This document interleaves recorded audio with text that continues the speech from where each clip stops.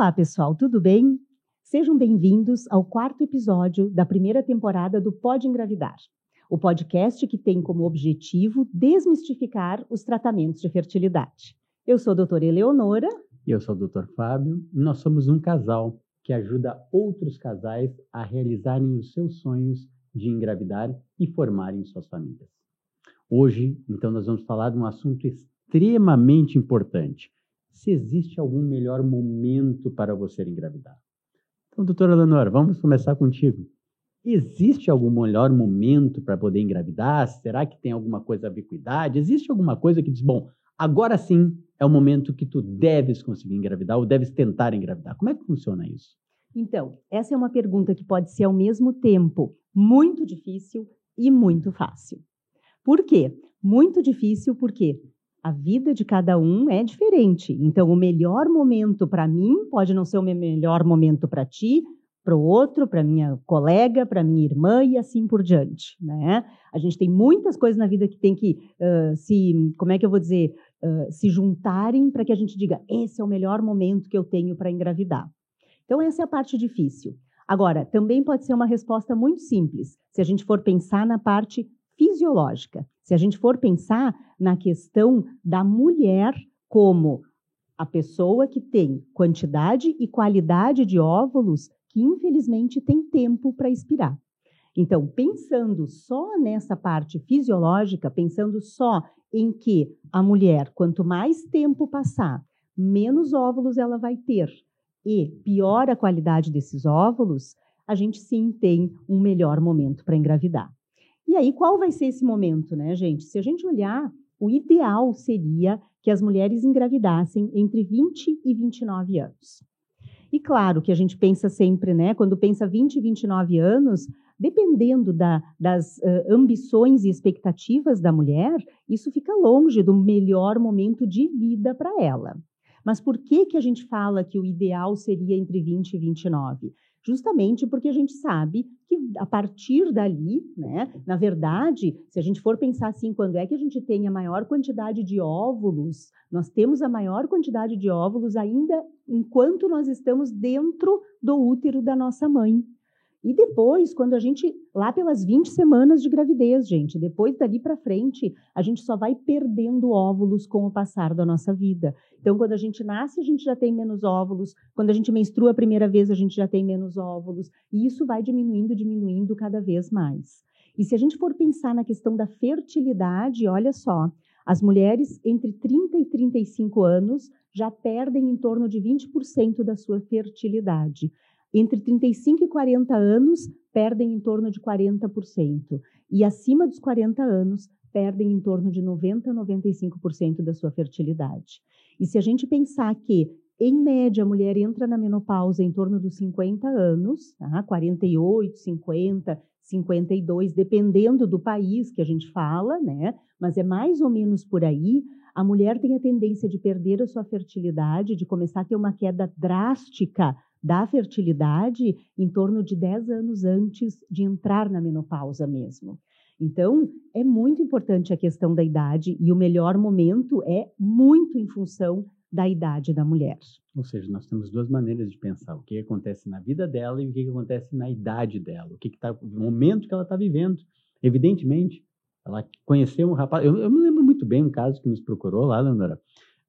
Eles nos procuraram, ele tinha 47 anos e ela tinha 46,5. E aí eu perguntei para eles, mas vem cá, tio, só uma pergunta, conversando com eles, fazendo anamnese, discutindo, conversando e tal. Agora vocês me dizem por quê? Por que só agora vocês resolveram nos procurar? Ué, a gente se conheceu faz 6 meses, como é que a gente podia procurar antes? Então assim, muitas vezes é um momento de vida que aconteceu, eles se conheceram agora, eles vão ver o que pode fazer para tentar engravidar. Mas muitas vezes tu pode tentar outras coisas, pode imaginar outras coisas que podem estar acontecendo, porque ela está para ganhar uma promoção no trabalho que inviabiliza uma gravidez naquele momento, né, Leonora? Ou então ela está na faculdade, acabou a faculdade, está indo para uma pós-graduação, ou na área da medicina, vai fazer uma residência médica, isso vai demandar tempo e ela não vai ter como cuidar bem do seu filho. Ou então ela não teve um parceiro, não tem um parceiro naquele melhor momento ideal. Então, a grande verdade é que, muitas vezes, depende muito da situação de cada uma.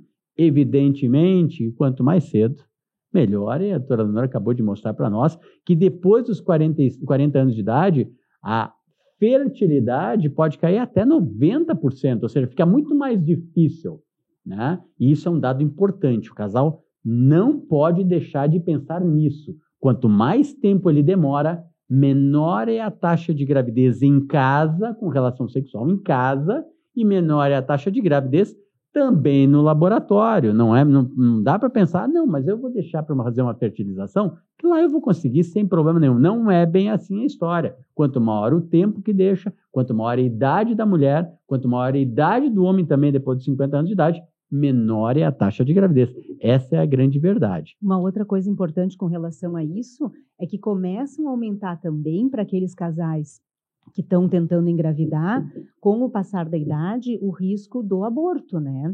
Então, as mulheres começam, quanto maior a idade, a ter mais probabilidade de terem abortos. E a gente tem que pensar o seguinte, uma mulher que tenha 45 anos ou mais, digamos, ela vai ter 50% de chance de ter um aborto quando engravida. Então, algumas vezes a gente vai ter esses casais, né, mas que nem esse casal ali, por exemplo, que até engravida naturalmente uma vez e acaba perdendo. E aí eles vêm, né, e dizem, olha, mas o que será que está acontecendo com a gente nunca teve nada, nós dois somos saudáveis, a gente se cuida muito, e cada vez mais hoje em dia a gente vê, as pessoas têm se cuidado mais mesmo, né, e a tendência é a gente realmente olhar para mulheres de 40, 45 anos e a impressão que dá ela é que elas têm 35, 30 e poucos anos, né? Vista minha esposa. Isso, muito obrigada, isso aí. Né? Então, o que acontece? A gente realmente tem que pensar que as alterações genéticas do ovário, do óvulo ali que está sendo liberado, vão aumentar com o passar da idade. E isso se traduz depois em maior risco de aborto e maior risco de outras alterações genéticas, né? Tu falaste muito bem a respeito de quando procurar, mas eu vou te fazer uma pergunta. Faz diferença, ou melhor, o tempo de espera, se eu mulher, tenho 34 anos de idade, devo esperar quanto tempo antes de procurar alguém para ver o que está acontecendo comigo? E se eu tenho 40 ou 38 anos, faz diferença? É a mesma quantidade de tempo ou eu devo acelerar alguma coisa nesse sentido? Isso é muito importante, porque olha só, se a gente pensar nessa parte toda que eu falei da questão da idade ser tão importante, tem sim diferença. E aí, aqui vem uma coisa muito importante, gente. Quando a mulher tem até 35 anos, se ela não tiver nenhuma alteração visível da sua fertilidade, o que eu quero dizer com isso, gente? Alguma coisa que, por exemplo, o que seria uma alteração visível da fertilidade, né? Aquela mulher que tem 32 anos, ela parou o anticoncepcional e aí ela menstrua uma vez a cada 3 meses. Bom, isso já é visivelmente uma alteração. Por quê? Porque significa que ela não ovula todo mês. É um indício que alguma coisa está errada. Que alguma coisa está errada, alguma coisa não está como deveria estar. Tá? Então, a questão da mulher estar menstruando regularmente quando ela não usa nenhum tipo de hormônio, isso é fundamental para a mulher inicialmente dizer, tudo bem. Então, não significa que ela tem uma reserva boa de óvulos, mas significa que ela está ovulando todo mês. Aquela mulher que já não tem isso, já é um sinal de alerta. Tá? Ou seja, se ela está ovulando todo mês, Leonora, não quer dizer que ela tem reserva ovariana boa, não quer dizer que está tudo bem com ela, é isso que tu quer dizer? Exatamente, isso é outra coisa que toda hora a gente vê, né? Ali no consultório, a paciente chega, ela diz, doutora, mas eu menstruo direitinho e eu estou ovulando, eu faço o kit da ovulação, eu tenho meu aplicativo, eu sei que eu estou ovulando direitinho todo mês, então está tudo ótimo comigo. Sim, está tudo ótimo naqueles meses que tu está ovulando, mas eu não tenho como dizer com aquilo ali que a tua reserva de óvulos é boa, né? Aí eu precisaria fazer algum exame específico. Mas olha só, então, a mulher que tem até 35 anos e não tem nenhum sinal, então, visível de qualquer alteração, esse casal vai tentar 12 meses de tentativa, 1 ano, tentando engravidar, com relações regulares, que significa 2 a 3 vezes por semana, em dias alternados, né? E aí, se não engravidar depois de 12 meses, seria o momento de começar a investigação. Tá? Agora, se ela tiver mais do que 35 anos, com 6 meses de tentativa, já deveria começar a investigação para ver o que pode estar acontecendo. E mais ainda, se tiver acima de 40 anos, imediatamente. Ou seja, começou a tentar engravidar, tem mais de 40 anos, chegou no consultório médico, o médico já começa a investigação. Porque a gente não tem mais tempo a perder, porque a reserva é muito baixa. Então, se tiver que identificar qualquer coisa, quanto antes a gente identificar, melhor. Isso é uma coisa bastante interessante que a Leonora está falando, até lembrando, porque existem casos, às vezes, que tu vai fazer um tratamento de reprodução assistida numa mulher de mais de 40 anos, e a gente já sabe que a reserva vai estar baixa ou a qualidade vai estar baixa.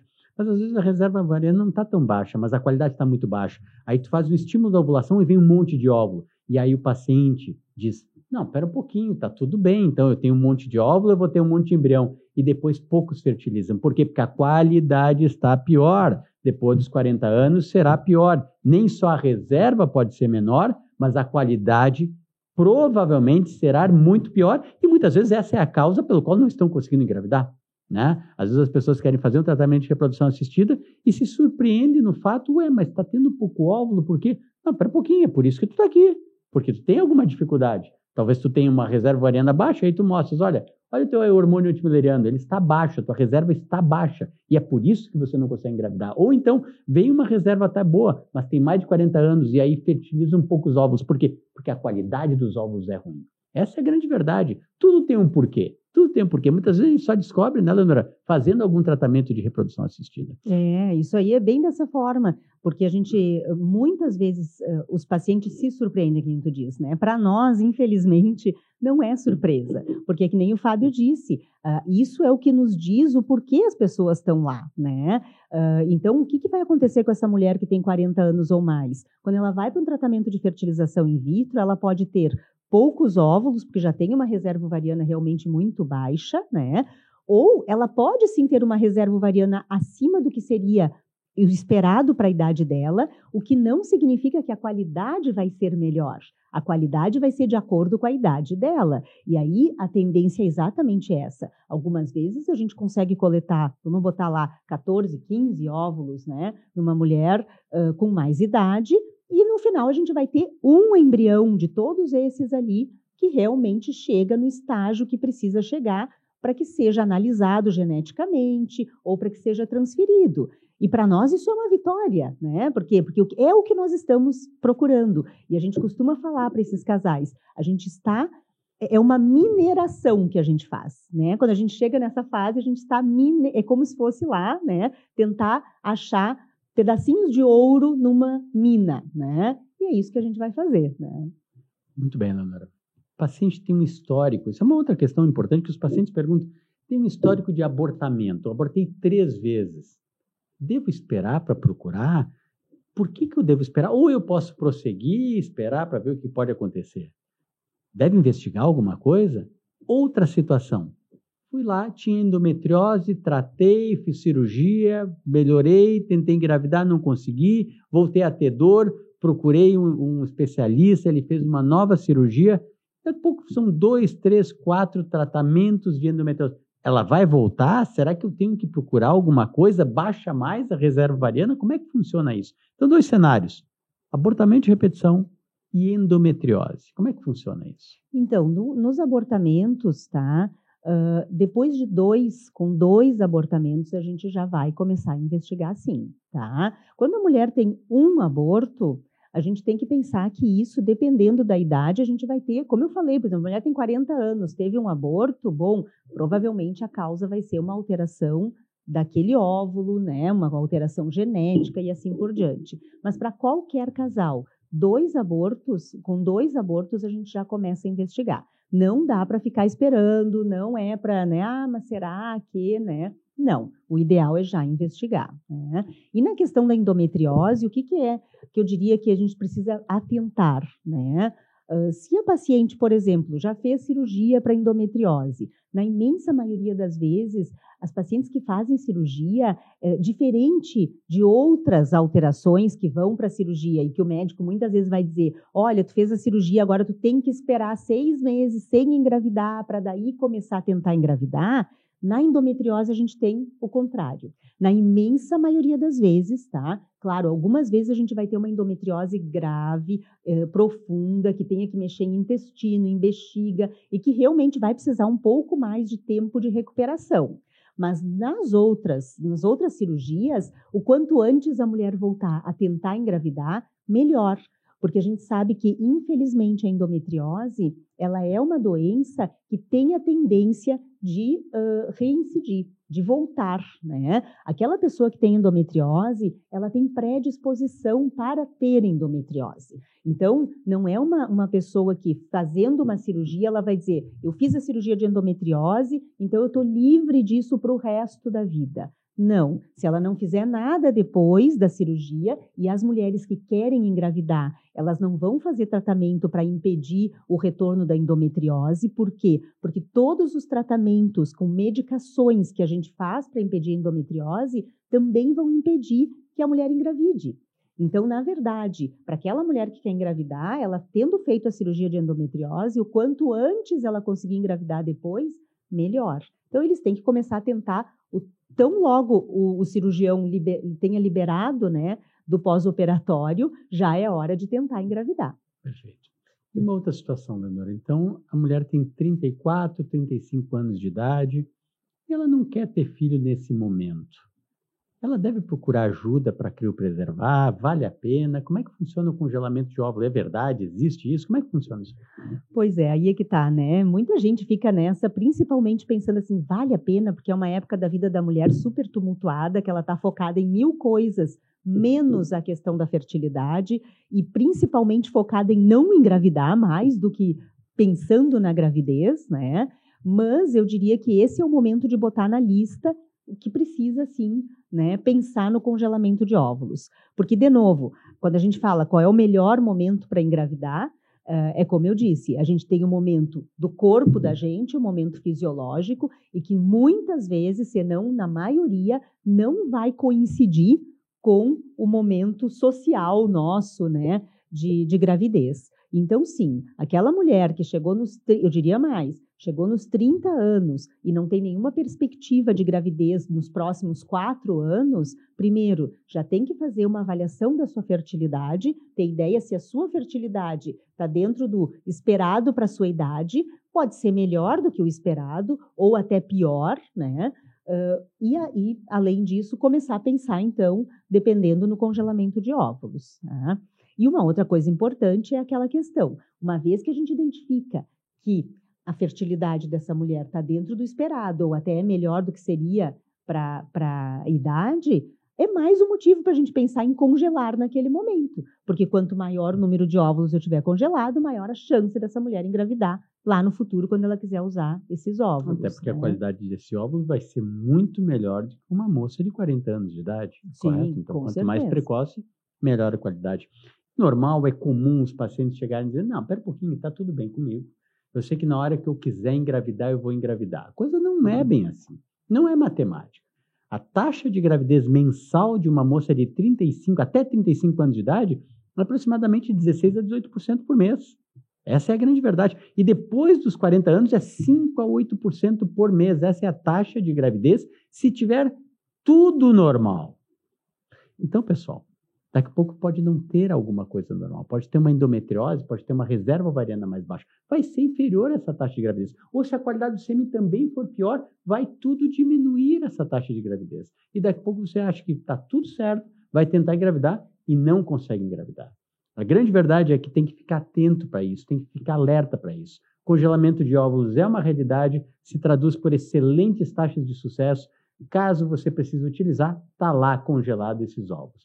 Mas o paciente procurou, Leonora, e ele disse, olha, estou procurando a doutora Leonora porque eu estou com 37, estou há 6 meses tentando, vou fazer uma investigação, tu faz uma investigação correta, da maneira que deve ser feita, muitas vezes tu descobre algum tratamento, alguma obstrução de trompa, tu trata essa obstrução cirurgicamente ou de alguma forma, mas digamos daqui um pouquinho, tu fez toda uma investigação, está tudo certo.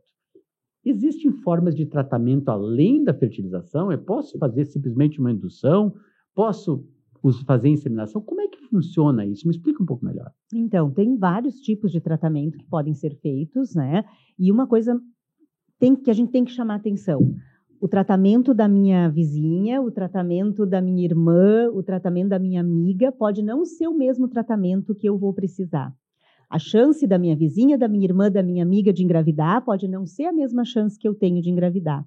Porque, claro, do ser humano, a gente sempre tenta se comparar com outras pessoas que a gente conhece que estão passando pela mesma situação. Mas eu diria uma coisa importante que é, quando a gente fala de infertilidade, de dificuldade para engravidar, cada casal é diferente. E tem muitos fatores que podem influenciar. E muitas vezes é do casal, não é só a mulher, o homem também tem participação nisso, né? E às vezes a minha irmã, minha vizinha, alguém que era uma causa, a minha é outra. Às vezes a dela é uma causa, a minha é a mesma causa, só que eu ainda tenho uma outra coisa que ela não tinha, e assim por diante. Então isso é uma coisa importante que a gente tem que pensar sempre quando a gente vai entrar para esse mundo aí dos tratamentos, né, de fertilidade.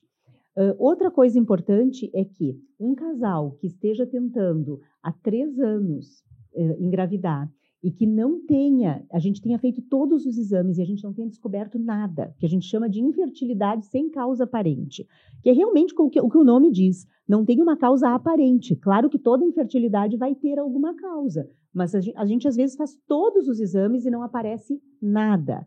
Se esse casal está há 3 anos tentando engravidar, ele automaticamente já não vai ter aqueles 16%, 18% ou 20% de chance de engravidar por mês.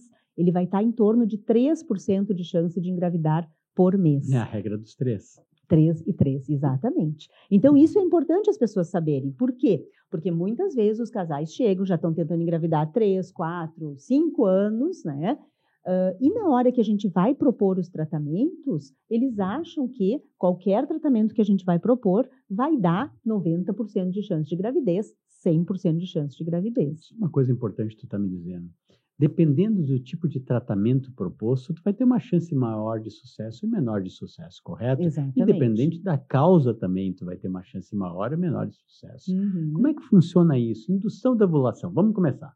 O paciente chega no consultório e diz, olha, fiz todos os exames, está tudo certo, vou tentar uma indução da ovulação. Qual é a taxa de sucesso? Como é que funciona isso? Como é que funciona? O que eu faço? Tem remédio? Não tem remédio? Considerando que a gente vai ter... Quando a gente fala de indução da ovulação, a gente tem alguns critérios que a gente tem que prestar atenção, que a gente não pode indicar a indução para qualquer casal. Preste atenção, isso é importante, pessoal. Então, isso é importante, né? Então, tem critérios que a gente tem que utilizar, e dentre esses critérios a gente vai ter a questão de que eu tenho que ter pelo menos um ovário funcionante, que não significa que a pessoa tem que estar ovulando naturalmente. Então, daqui a pouco eu posso pensar assim, mas e aquela mulher que só menstrua a cada 3, 4 meses, eu vou ter que ficar esperando para fazer? Não, eu tenho sim medicações que eu vou induzir a ovulação, né? Mas ela tem que ter reserva de óvulos, ela não pode estar em falência ovariana, ela não pode já estar com uma menopausa, né? Então, eu preciso ter um ovário funcionante pelo menos, eu tenho que ter pelo menos uma trompa pérvia aberta, porque o encontro do óvulo com o espermatozoide vai acontecer lá dentro da trompa, né? Então, pelo menos uma tem que estar funcionando.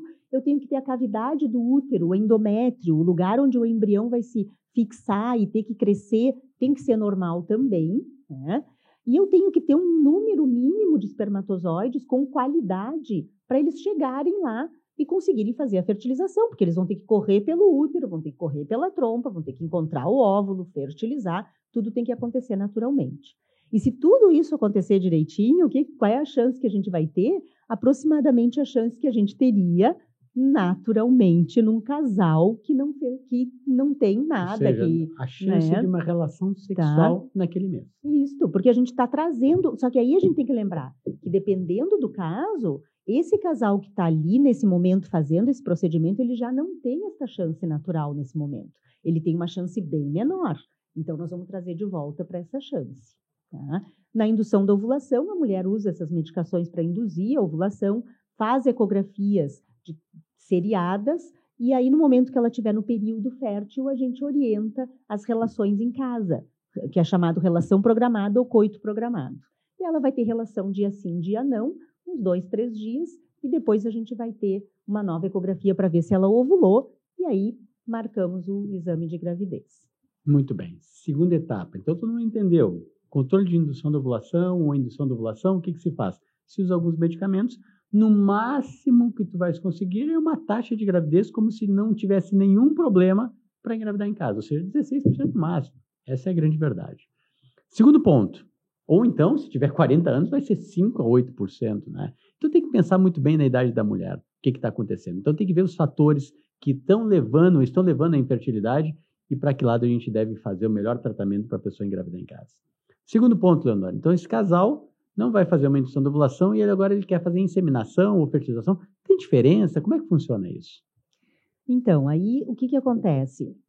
Existe sim diferença, apesar da imensa maioria das pessoas utilizar a mesma palavra de inseminação, tanto para inseminação intrauterina, inseminação artificial, quanto para fertilização in vitro, mas elas são diferentes em quase tudo. Tá? Então, assim, quando a gente fala indução da ovulação, inseminação intrauterina e fertilização in vitro, a gente está falando de tratamentos que vão do mais simples até o mais complexo, do que dá menos chance de gravidez para o que dá mais chance, do que tem menos custo para aquele que tem mais custo. Tá?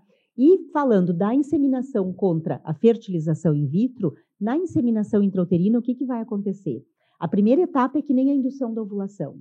Vamos induzir com medicamentos. Só que no momento que a mulher estiver ovulando, quando ela estiver pronta para ovular, nós vamos utilizar uma medicação para disparar essa ovulação. E aí o marido vai na clínica, faz a coleta do sêmen, a gente vai fazer um processamento desse sêmen, aí tu poderia falar melhor do que eu até disso, né? Separando os espermatozoides rápidos dos lentos, e aí esses espermatozoides rápidos e direcionais são os que a gente vai colocar no fundo do útero com um catéter, e dali, do fundo do útero, eles têm que correr pela trompa, encontrar o óvulo, fertilizar, e todo o resto acontece naturalmente. Então, na inseminação intrauterina, a fertilização do óvulo pelo espermatozoide acontece dentro do útero da mulher, dentro da trompa da mulher. Já na fertilização in vitro, a gente faz a primeira etapa semelhante também, de induzir a ovulação, só que com mais medicações, maior quantidade e dose de medicação. E quando a mulher está pronta para ovular, a gente vai disparar a ovulação e vamos aí aspirar esses óvulos de dentro do ovário, levar para o laboratório, pegar os espermatozoides e juntar com o óvulo lá dentro do laboratório. O embrião é formado dentro do laboratório, ao invés de ser formado dentro da trompa da mulher. E aí, ele pronto é colocado dentro do útero. Então, essa é a diferença entre as duas técnicas. Taxa de sucesso. Tem alguma diferença? Porque muitas vezes a pessoa pensa, vou fazer uma inseminação que é algo mais natural. Se tiver indicação médica, tu até podes fazer. Só que as taxas de inseminação, de gravidez com inseminação intrauterina, são bem inferiores à fertilização, e a Leonora vai comentar. Então, isso é algo que tem que pensar muito bem. Muitos casais, às vezes, pensam, olha, eu vou tentar uma inseminação, apesar de ser uma taxa de gravidez inferior, mas daqui a pouco faz 2, 3, 4, 5 e dá certo. O que a pessoa vai despender do ponto de vista financeiro vai ser maior do que se tivesse feito uma fertilização, que sempre vai ser uma taxa superior a várias tentativas de inseminação. Então, tem que ser pensado muito bem. Me fala um pouco sobre taxa de gravidez, Leonor. Olha só, quando a gente fala qualquer tratamento de reprodução assistida, né, seja indução da ovulação, inseminação intrauterina e fertilização in vitro, tem uma coisa que eu costumo sempre falar para os pacientes. A expectativa daquele casal, quando ele termina um tratamento, é sempre a mesma. Mesmo, independente da chance que aquele tratamento vai nos dar. Então, gente, como é que eu vou dizer, até certo ponto frustrante a gente ficar com a mesma expectativa de que vai dar certo quando a gente faz uma indução, uma inseminação intrauterina ou uma fertilização in vitro. Porque a gente sabe, como o Fábio acabou de dizer, que a indução da ovulação tem uma taxa bem menor do que uma inseminação, menor do que uma inseminação, e que a inseminação tem uma taxa bem menor do que a fertilização. A fertilização in vitro vai dar, no mínimo, o dobro de chance por tentativa do que a inseminação intrauterina.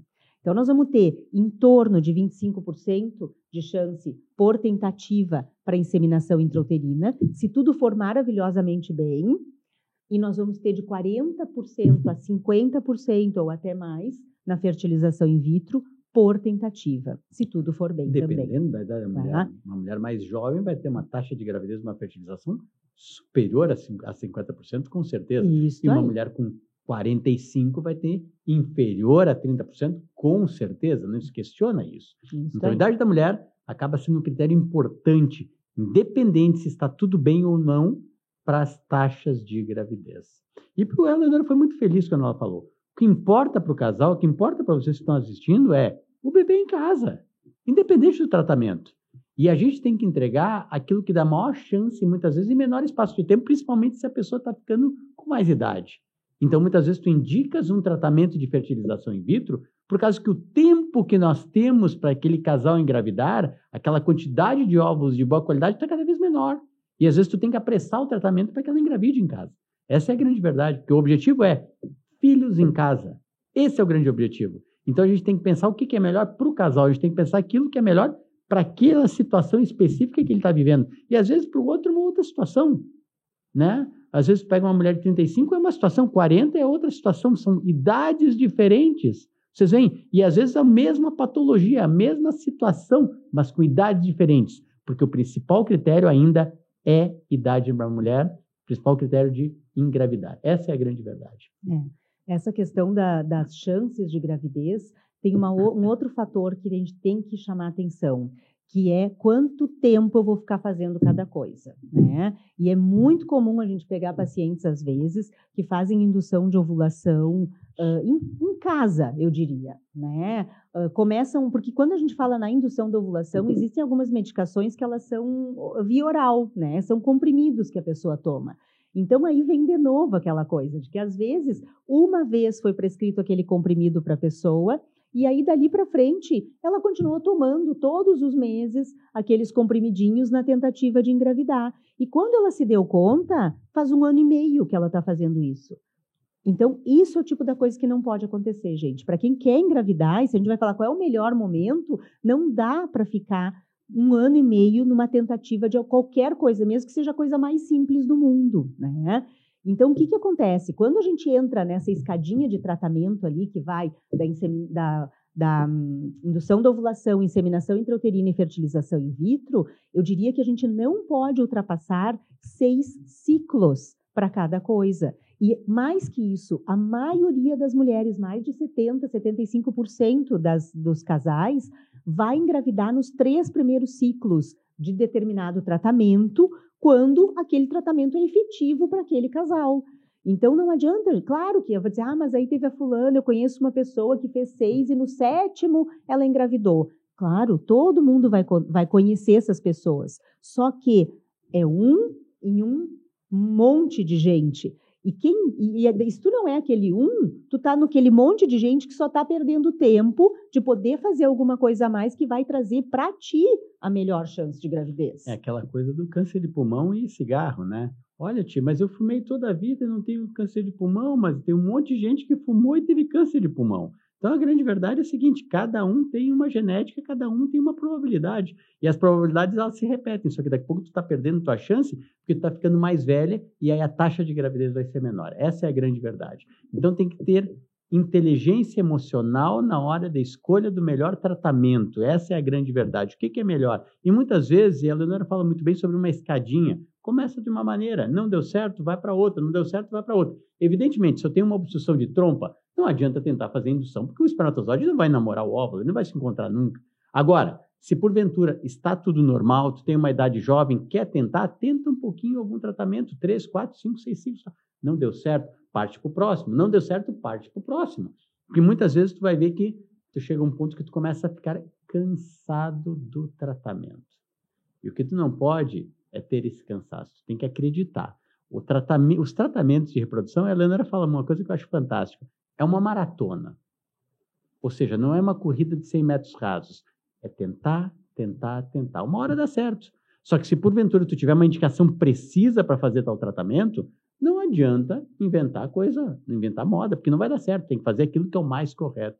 Isso aí. Para isso. E por isso, essa avaliação é fundamental, né? Quer dizer, a idade da mulher, o tempo que o casal já está tentando engravidar, se acabou identificando alguma alteração ou não, porque se identificou alguma alteração, às vezes já vai direcionar o tratamento, né? E ainda colocaria em cima disso a vontade do casal. Porque, né, quando a gente fala de tratamento de reprodução assistida, não tem...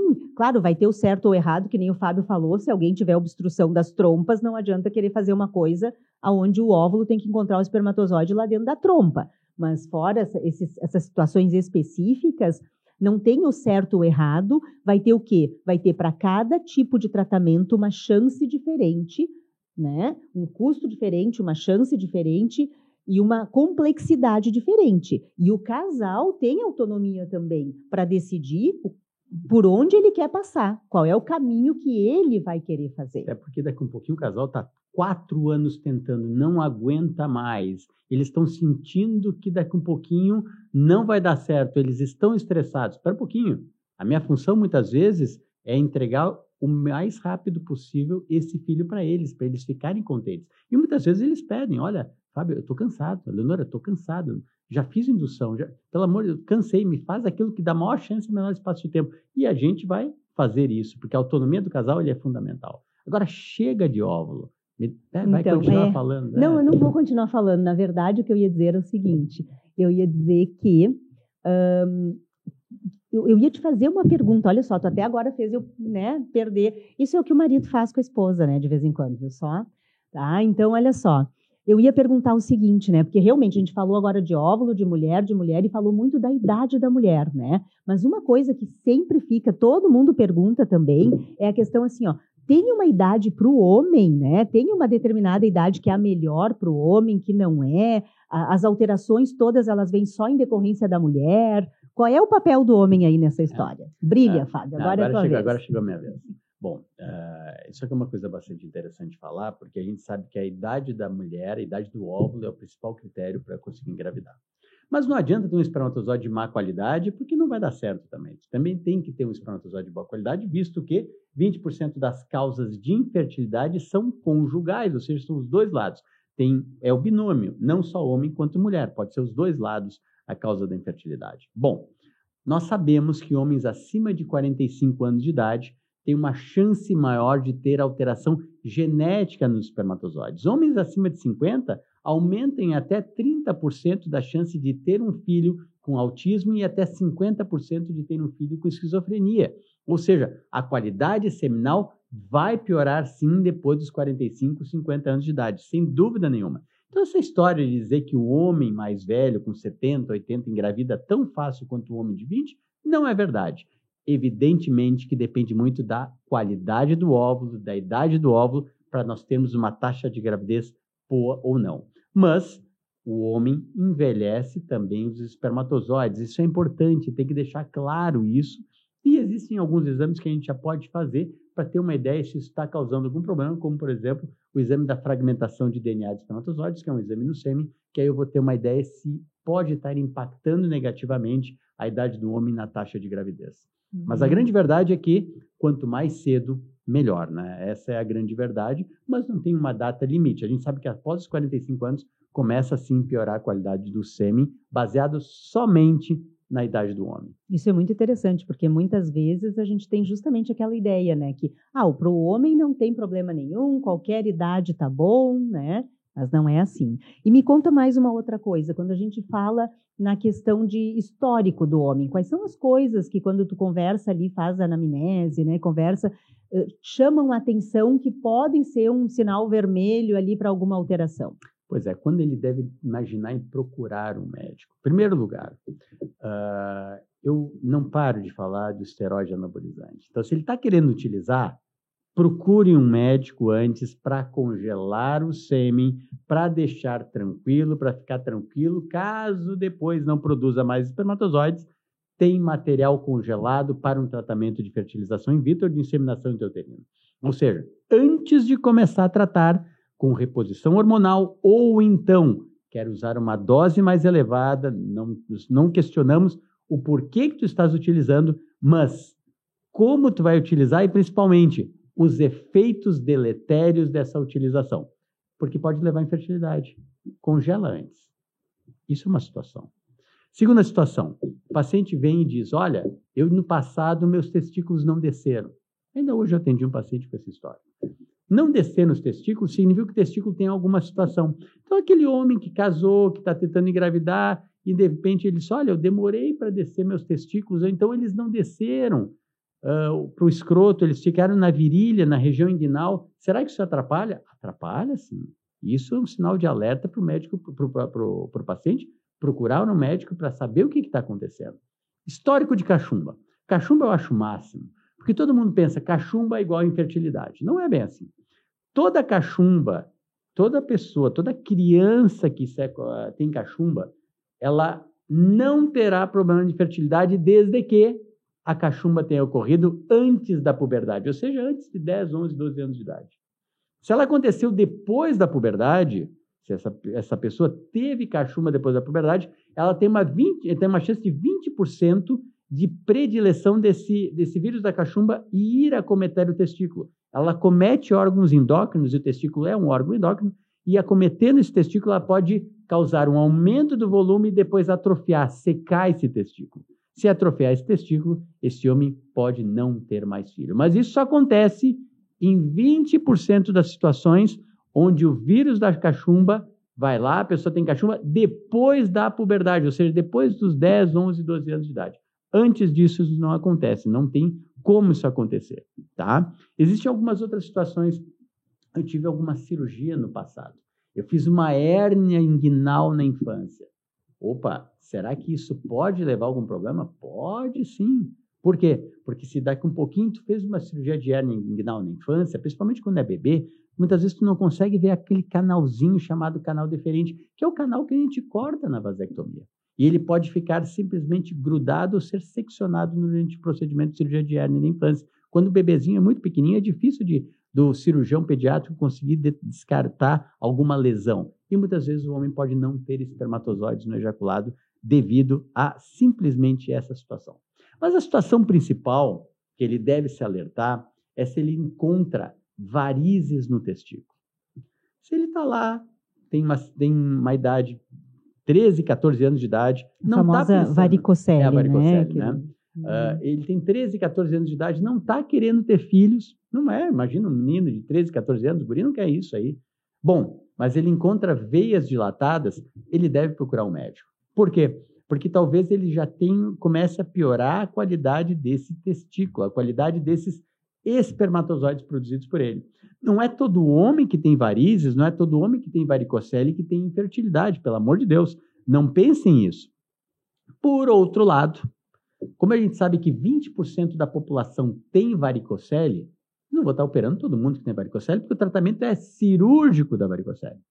Mas 40% dos homens que têm infertilidade, a causa é a varicocele. E 80% dos homens que têm infertilidade secundária, ou seja, já tiveram filhos e agora não estão conseguindo ter filhos, a causa é a varicocele, mostrando que ela é tempo dependente de causar problema. Ou seja, esse menino com 13 anos que foi tomar banho e viu que tinha algumas veias dilatadas, ele muitas vezes pode já coletar o espermograma. Se ele já coleta o espermograma e vê uma pequena alteração, às vezes ele pode ser submetido a uma cirurgia para evitar com que piore esse testículo e que ele não possa ter filhos no futuro. Mas não é todo menino que tu encontra uma varicocele que tu tem que operar. Ou seja, se tem um exame de sêmen normal, o volume de testículo está normal, tu acompanhas uma vez por ano até uma determinada fase e vê, olha aqui, ó, tá tudo tranquilo, espera, deixa quieto. Porque a gente não pode esquecer, 20% da população tem varicocele. Agora, se tu está tentando engravidar e tu vê que tem essa dificuldade, a coisa não está acontecendo e tem veias dilatadas, procure um médico. E o tratamento, caso demonstre uma alteração no sêmen, é a cirurgia de varicocele. Sem dúvida nenhuma. E deixa eu te perguntar uma outra coisa. A gente estava falando antes, então, que os casais, quando estão tentando engravidar e tal, dependendo da idade da mulher, depois de 1 ano, depois de 6 meses ou tal, tem que começar a investigação. E quando a gente fala de investigação desse casal, na parte masculina aparece o espermograma como investigação.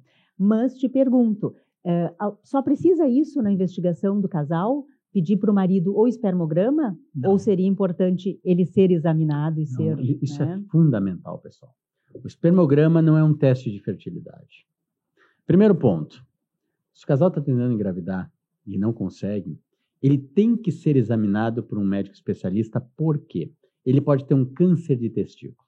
A chance dele ter um tumor de testículo quando ele não está conseguindo engravidar é 100 vezes maior do que a população em geral. E se tu fizeres um espermograma nesse homem, pode ser absolutamente normal esse exame. E tu achares que está tudo bem, e lá no exame físico, o médico detectar um nódulo, um tumor, um endurecimento nesse testículo. Então, é fundamental que, se porventura tu estás com alguma dificuldade, procure um médico. E isso é a primeira situação. A segunda situação existem exames hormonais que são solicitados. E o espermograma convencional, muitas vezes, não demonstra o que está acontecendo. 30% dos homens têm espermograma convencional normal, mas não tem capacidade fértil. E por que não tem capacidade fértil? Porque não é o número de espermatozoides, mas é a qualidade desses espermatozoides. Existem dados hoje mostrando sobre o exame chamado fragmentação de DNA e do estresse oxidativo também. Ou seja, se eu tenho um DNA fragmentado, esse espermatozoide não consegue entrar dentro do óvulo. A Leonora falou muito bem sobre inseminação e fertilização. Se porventura o homem tem um espermograma normal e tem um exame de fragmentação alterado, não existe mais indicação de inseminação nesse caso. A indicação vira para a fertilização, porque eu não consigo separar esse espermatozoide de melhor qualidade para fazer uma inseminação. Eu tenho que escolher esse espermatozoide. Então, já muda o tipo de indicação médica para o tratamento de escolha nesse casal. Então, pessoal, o espermograma convencional não quer dizer muita coisa. E, além disso, muita gente hoje utiliza vários medicamentos, vitaminas, antioxidantes, e hoje parece que está na moda, todo mundo está usando vitamina. Parece que é uma coisa fantástica. Vamos usar vitamina. Eu não sou contra a vitamina, muito pelo contrário, mas se a gente está pensando em engravidar, a gente tem que saber o que está relacionado com essa vitamina. Essas vitaminas, essa falta de vitaminas, que muitas vezes a gente acaba repondo, é porque impacta na qualidade da fragmentação do DNA, ou seja, acaba esse DNA, esse código genético degenerando mais facilmente. Se porventura a causa for devido à estagnação do espermatozoide numa região chamada epidídimo, ou seja, ele vai amadurecer no epidídimo desse espermatozoide. Ele é produzido no testículo, mas ele amadurece no epidídimo. Se a causa for essa parada lá para amadurecer, ele causa uma oxidação dos espermatozoides. Aí sim tem indicação de uso de antioxidante, que são vitaminas. Para isso existe um teste, o teste do estresse oxidativo no sêmen.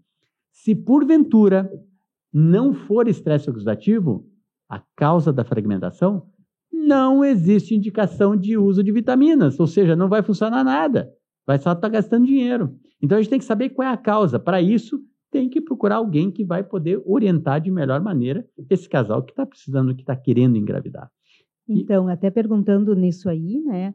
Na verdade, uma vez que tu vai identificando a causa, nem sempre vai ser necessário fazer fertilização in vitro. Vão ter outros tratamentos que o marido pode fazer, né? Porque algumas vezes a mulher passa anos no ginecologista e fazendo todos os exames, faz videolaparoscopia, faz tudo, e depois, só depois de anos, vai o marido no médico, num especialista, e aí começa a descobrir que com ele tem uma série de coisas, e muitas vezes não necessariamente precisa uma fertilização. Ele poderia também, ao mesmo tempo em que a mulher vai fazendo o tratamento dela, corrigindo as alterações dela, ele corrigir a parte dele também. Sem dúvida nenhuma. Muitas vezes a principal causa disso ainda é a varicocele. Se tu tens uma varicocele, tu tens uma alteração da qualidade seminal, a indicação precisa é cirurgia, a não ser que a mulher tenha uma idade mais avançada, a não ser que ela tenha uma obstrução de trompa, ou seja, se tu tens um outro fator feminino também associado à varicocele, né? A mulher tem alguma dificuldade também, aí sim, muitas vezes tu não indica a cirurgia de varicocele. E existem situações que a mulher, e a Leonora falou muito bem, emocionais. Eu estou querendo engravidar agora, eu estou me estressando. E o homem tem uma varicocele, e ela está com medo de não conseguir engravidar. Tu pode fazer um tratamento de reprodução assistida, e no momento que ela está grávida, tu faz a cirurgia de varicocele para quê? Para o segundo filho. Para que ela consiga engravidar em casa do segundo filho pós-tratamento da cirurgia de varicocele. É algo que não é muito infrequente na nossa vida, né, Leonora? Porque volta e meia a gente fala sobre isso com os casais, eles optam por isso e depois engravidam no segundo filho em casa, simplesmente com o procedimento de cirurgia de varicocele. Hoje mesmo, o paciente veio me mandar o exame de beta-HCG, ela tinha feito uma cirurgia de reversão de laqueadura tubar conosco, e nós temos a grata notícia que ela está grávida. Ou seja, não é tudo fertilização, né? Longe disso. E quando se fala do homem, existem vários tipos de tratamentos, e a única coisa que eu me esqueci de comentar antes, que é importante falar, que é do congelamento de espermatozoides para aquele paciente com câncer, tá? Uhum. Então, assim, também é um motivo para preocupação e para procurar um médico o quanto antes. Ou seja, estou com um diagnóstico de tumor, vou congelar o sêmen. É importante, não é? Claro que é, principalmente se fores fazer um tratamento de quimioterapia ou radioterapia, porque isso pode piorar a qualidade do ejaculado e talvez possa fazer com que você não tenha mais produção de espermatozoides. Então, o congelamento de sêmen devido ao câncer também é uma indicação de precisa procura para esse paciente para tentar evitar problemas lá no futuro. E existem medicamentos. Existem alguns medicamentos que a gente induz a produção de espermatozoides, dependendo de cada caso, do que está acontecendo com o homem. E existem tratamentos cirúrgicos. Por exemplo, o paciente fez uma vasectomia e agora ele quer reverter. Pode reverter? Pode. Tem alguma vasectomia que é reversível, Leonora? Nenhuma. Todas são reversíveis. Ah, mas eu ouvi falar que são 10 anos o tempo máximo para a gente poder reverter. Balela, bobagem. O caso com mais idade de reversão que eu tenho são 25 anos de vasectomia. Intervalo entre a vasectomia e a reversão. Já nasceu a criança e eu já fiz uma nova vasectomia nesse senhor. Sim. Ou seja, não existe isso. O que importa é o paciente saber, é isso que eu quero ou não. E o que importa é a idade da mulher. Isso, evidentemente, exatamente. Se a mulher tem 50 anos de idade, ou 47 anos, digamos assim, ela está ovulando ainda, vou fazer uma reversão. Não, espera um pouquinho. Claro, a chance de gravidez em si vai ser pequena. Porque nós tratamos não o espermatozoide, eu quero tratar a gravidez. O nosso objetivo é fazer com que o casal tenha um bebê em casa, não é ter espermatozoide no ejaculado, não é esse o objetivo. O objetivo é o bebê em casa, essa é a grande verdade. E existem tratamentos para isso, existem induções também semelhantes ao óvulo, mas tem também critérios. Se eu já tenho um testículo com dificuldade, isso é um critério importante para não dar certo. Ou seja, eu já nem vou induzir a produção de espermatozoides porque não vai ter sucesso. Então, cada caso é um caso. Temos que avaliar individualmente o que está acontecendo com cada caso. Bom, Leonora, a gente está chegando ao final do nosso podcast, um podcast que eu acho bastante interessante, com bastante informação, espero que vocês tenham gostado. E a mensagem para casa é, quando procurar algum tratamento ou uma clínica de reprodução, quando é que eu devo procurar? Bom, se você está ficando com mais idade, ou seja, está passando os 35, 36, 37, está tentando engravidar, não está conseguindo, principalmente se for acima de 37 anos, mais do que 6 meses, já tem que estar procurando uma clínica de reprodução. Com 35 anos, quer tentar engravidar? Tente. Mais do que um ano, procure uma clínica de reprodução. Você está com tumor de ovário, tem algum câncer de mama, vai fazer uma quimioterapia? Vai fazer o tratamento, procure uma clínica para congelar esses óvulos, para evitar ter problemas. Você tem 30 anos de idade, não quer ter filho agora? Espera um pouquinho, lá no futuro talvez tu queira ter filho. Procure uma clínica de reprodução. A grande verdade é que o planejamento familiar e o planejamento de você é fundamental, porque às vezes você já não tem ainda família, mas quer ter uma família no futuro. Planeje sua vida, planeje sua fertilidade futura. Isso é fundamental. A mensagem para casa é planejamento familiar, planejamento da sua vida. E como é que começa o planejamento? Planejando congelar óvulos, planejando congelar espermatozoide, planejando o momento ideal para gravidar. Isso é fundamental. Às vezes não é aquele momento atual, mas a gente sabe que vai acontecer no futuro. Congela óvulos. E se você está com dificuldade para engravidar, procure o médico. Veja o que está acontecendo, que certamente a gente vai tentar te ajudar. Muito bem. Pessoal, e contem conosco para trilhar esse caminho com vocês. Lembrem sempre, não precisa ser tão difícil. Um abraço a todos e até a próxima. Um abraço, até a próxima.